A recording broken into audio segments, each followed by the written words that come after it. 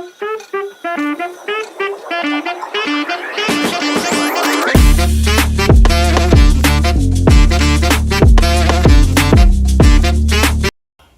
To my YouTube channel. आज की इस वीडियो में हम लोग डिस्कस करने वाले हैं डार्विन का interview experience.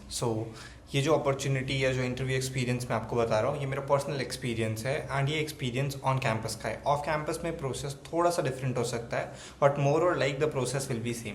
First of all will discuss कि कितना डार्विन बॉक्स पे करती है इंटर्नशिप के टाइम पे, एंड देन इफ़ अगर आपका इंटर्नशिप फुल टाइम में कन्वर्ट होता है, मीन्स अगर डार्विन बॉक्स आपको पीपीओ देती है तो आप कितना पीपीओ एक्सपेक्ट कर सकते हैं। पीपीओ का जो सीटीसी है वो ब्रेकडाउन कैसे होता है, प्लस हम लोग ये भी समझेंगे कि किन कौन कौन से राउंड्स होते हैं और उन राउंड को क्लियर करने का एलिजिबिलिटी क्राइटेरिया क्या है। फिर हम लोग ये भी समझेंगे कि कौन से क्वेश्चंस आप लोग उनसे एक्सपेक्ट कर सकते हैं, और लास्ट में हम लोग वीडियो के देख सकते हैं जो नोट्स मैंने अपनी प्रिपरेशन में यूज़ करे थे, जो कि आपको पिन कमेंट में मिल जाएंगे और वीडियो के डिस्क्रिप्शन में भी मिल जाएंगे। स्टार्ट करते हैं हम लोग। First of all the internship का stipend. So in our case Darwinbox सबसे पहले इंटर्नशिप ऑफर कर रही थी, एंड इंटर्नशिप के अंदर they were paying around 25,000 rupees, and ये इंटर्नशिप अराउंड 6 मंथ की थी, एंड 6 मंथ कंप्लीट होने के बाद they are going to give you a PPO. PPO का जो अमाउंट था वो 16.5 LPA तक का था, एंड इसका जो ब्रेकडाउन है वो काफ़ी कॉम्प्लेक्स है, जो कि हम लोग लेटर हाफ में समझेंगे। इससे पहले हम लोग आगे बढ़े, हम लोग एलिजिबिलिटी क्राइटेरिया समझ लेते हैं डार्विन बॉक्स का। सबसे पहले अगर आपको डार्विन बॉक्स क्लियर करना है तो आपने बीटेक के ही स्टूडेंट्स, आप मतलब हमारे कॉलेज में एलिजिबल थे। अगर आपने BCA या MCA किया है तो आप लोग एलिजिबल नहीं हो। फर्स्ट ऑफ ऑल जो क्राइटेरिया था वो ये था कि आप बीटेक के स्टूडेंट होने चाहिए। नेक्स्ट जो क्राइटेरिया था या लोकेशन जो थी ऑफर के लिए वो हैदराबाद थी। इसके अलावा जो क्राइटेरिया था आपके 10th और 12th में 80% के ऊपर रहने चाहिए। This is a very important criteria. हमारे कॉलेज के मतलब मोस्ट ऑफ द स्टूडेंट इस रीज़न की वजह से एलिजिबल ही नहीं थे। 10th एंड 12th के अंदर 80% के ऊपर होने चाहिए। आई एम नॉट श्योर ये क्राइटेरिया डार्विन बॉक्स ने सेट किया था या हमारे कॉलेज ने सेट किया था। So this was the first criteria, 10th and 12th में 80% के ऊपर। Second criteria was throughout your engineering in every semester you have scored more than 70%।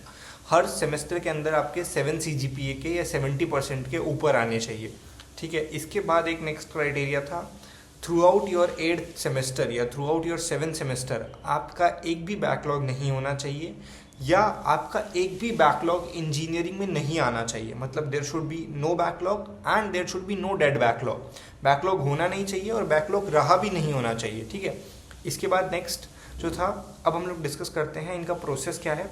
सबसे पहले आपका एलिजिबिलिटी क्राइटेरिया आपको फुलफिल होना चाहिए, एंड आप फिर पोर्टल पे अप्लाई करोगे। हमारे केस में जो पोर्टल था वो पॉड AI था, ठीक है। इसके बाद once you have done this, आपका ऑनलाइन कोडिंग टेस्ट 1 होगा, जिसके अंदर आप लोग एक्सपेक्ट कर सकते हो MCQs के technical questions, DBMS, OS, computer network, इन सारी चीज़ों पे। एंड ऑनलाइन कोडिंग टेस्ट 1 जो क्लियर किया था, मतलब इनका बेसिकली एक कैप था कि अगर let's suppose 1000 students are sitting जो एलिजिबल हैं ऑनलाइन कोडिंग टेस्ट 1 में, तो ऑनलाइन कोडिंग टेस्ट में they only want 120 student, top 120 student. अब बेसिकली अगर लेट्स सपोज कि ऑलमोस्ट सारे स्टूडेंट सेम स्कोर कर रहे हैं तो टाइमिंग वगैरह का रीज़न कंसीडर कर सकते हैं कि किसने पहले सबमिट किया test, so on and so forth. लेकिन जो पहला क्राइटेरिया था वो एलिजिबिलिटी था। सेकेंड था ऑनलाइन कोडिंग टेस्ट 1, जिसमें आप लोग टेक्निकल MCQ के क्वेश्चन एक्सपेक्ट कर सकते हो, लेकिन इसमें सिर्फ टॉप 120 स्टूडेंट्स ही नेक्स्ट राउंड में गए थे, which is online coding test 2। Online coding test 2 के अंदर भी कुछ टेक्निकल MCQs के क्वेश्चंस थे, और उसके साथ साथ में DSA के क्वेश्चंस थे। 2-3 DSA के क्वेश्चंस थे, एंड ये जो 2-3 DSA के क्वेश्चंस थे ये मोस्टली रिपीट होते आए हैं। सो नोट्स में आप लोग ये क्वेश्चंस चेक कर सकते हैं एंड इनके आंसर को थॉरली प्रिपेयर कर सकते हैं, क्योंकि I have seen that this question were repeat last year also, और हमारे केस में भी सेम क्वेश्चंस रिपीट हुए थे। So I have attached that questions with the answers in the notes वाला section, and you can check that out, ठीक है।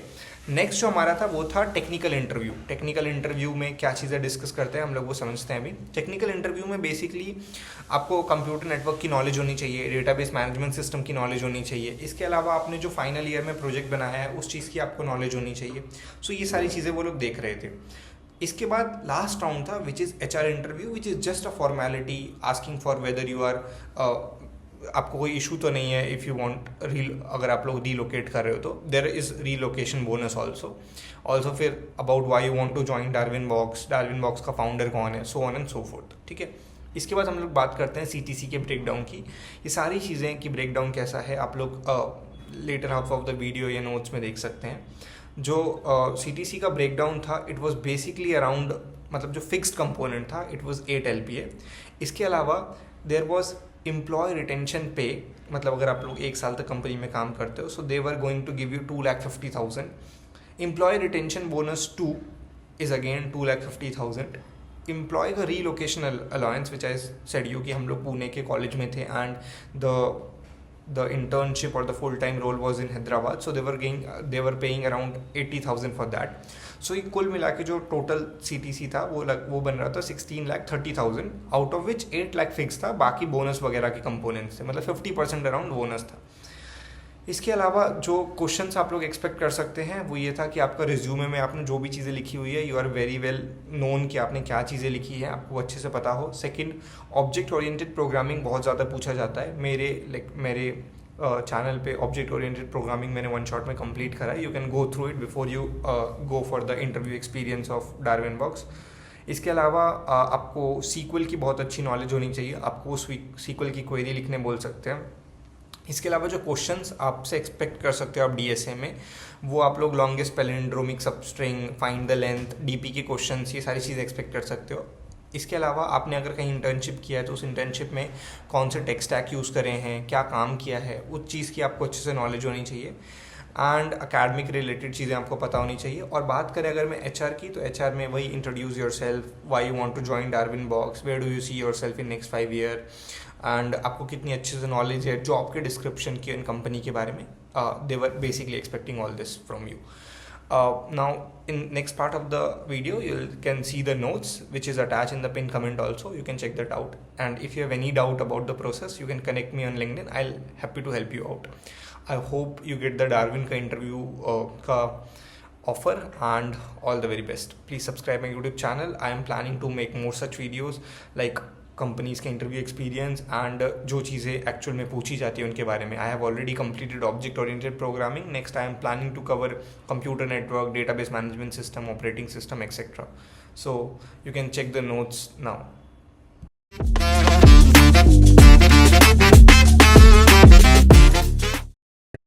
So these are the Darwin के notes which I was talking about.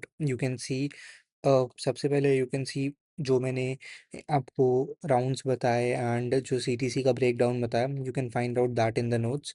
So like internship full time and then cost to company 16,30,000, stipend is 25,000, the position type is full time and internship location is Hyderabad, then the eligibility criteria is BTech Computer Science, and then the selection process.